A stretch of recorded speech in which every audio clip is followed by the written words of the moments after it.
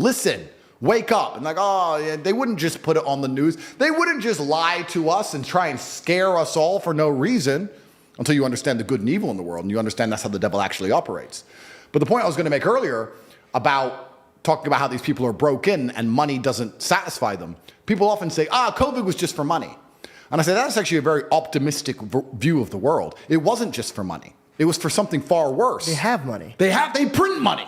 Yeah. They make money. They are the money. Where does it come from? Do you just print it? We print it digitally. So we as a central bank, we have the ability to create money. When I found out about I just learned about how they print money. I literally could not believe it. Money's not real. For 3 days, I'm sitting around, so I'm like, what the fuck is this? So they could just print this We go from less than 4 trillion to 5 trillion to 6 trillion to 7 trillion to 8 trillion to now 9 trillion. Look at the spike. You tell me how much this spike matches this spike. This was a small spike and then gradual. This is a sudden spike because we've been printing money. shit. Money is not real. It's not real. They just print it. It's not real. Fair. Please continue. Yeah, so money's not real. And I say that to people. So it's not about money. No, it's not about money. So what's it about? It's about power and control. Yep. Because when you get to a certain level of wealth, and I'll talk from my own personal experience, I want people to understand I come from the lowest possible socioeconomic background. I come from a single mother household. My father and mother broke up when I was 9. I lived in Luton, England, which is the worst town in England. I grew up and went to a school with a 3% pass rate. Everyone around me was stabbing each other and selling drugs. I thought you said your father was one of the best fathers you've ever had. He was. But my mother and father broke up and he stayed in America and I moved to England. And he wasn't financially successful, but he taught me other lessons. Gotcha. And I'm glad he didn't give me money because I think that a harsh upbringing and a harsh life makes a man a man. I don't think you learn a lesson any other way. But I come from the absolute bottom.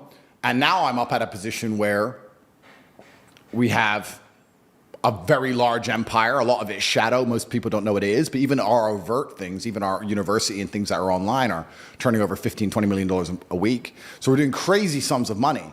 So I've been from the absolute bottom to the absolute top. I've seen it all. And once you get past a certain level of wealth, once you get past a certain level of money, yeah, but then you understand what money is, right? So we say about money not being real.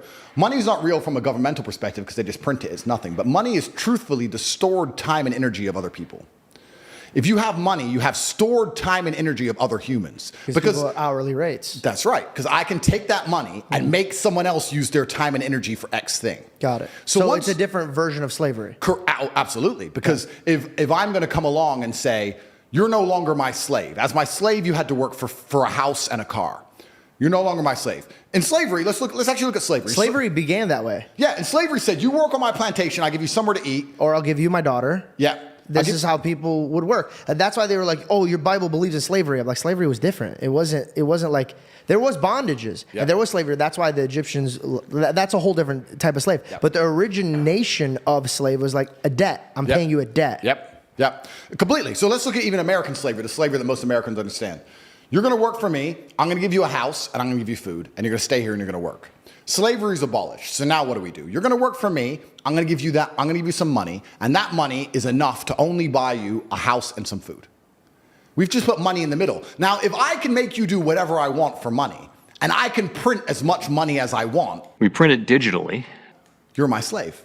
Because I can print it from the sky, and you need it to live. So you are my slave. Money's not real. So I have all of this money. I have the stored time and energy of other humans. And once you get past a certain level of wealth, you understand, which ties back to COVID, that you're not interested in money. What you're interested in is people. It's always been about having good people around you. You want a beautiful, doting, loving woman who's obsessed with you. You want good brothers who will stand by you and make you motivated. You want bodyguards who are going to protect you. You want people. And then you want to look at it further down the rabbit hole. You want to get more sinister.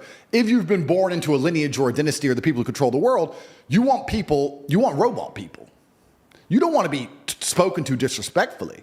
In your empire, in your podcast empire, right? You now have a podcast. Would you allow a member of staff to come along and say, this is bullshit. I don't like how you do this. This is shit. You're shit. Or would you fire him? I don't know if I would fire them. I would first try to teach them how to behave. And if they didn't listen? They're out. Absolutely. So let's imagine you ran a country. Okay. All right. Let's imagine you ran the world. And then let's imagine there's this guy called Top G who sits down there and becomes the most Googled man in the world for telling the world that COVID's a lie. And you're making everybody run around and do everything you say. You're going to allow that person to get away with it? And now you start to understand, that's how the matrix operates. So the people who are broken, raised on money, are so obsessed with power and control, which explains a lot of the society we're in, because they don't look up to God. These people think they are God. So that's the biggest fault. And they're trying to make robots of us all. They're trying to enslave us. I you know what bothers me more than anything is when I walk into an establishment and the person who's working is like, go to there, and they point at a machine. What breaks my heart is that machine is going to replace you. Artificial intelligence is coming. It's actually already eating up the most common jobs in our economy. Yep. And you have no idea.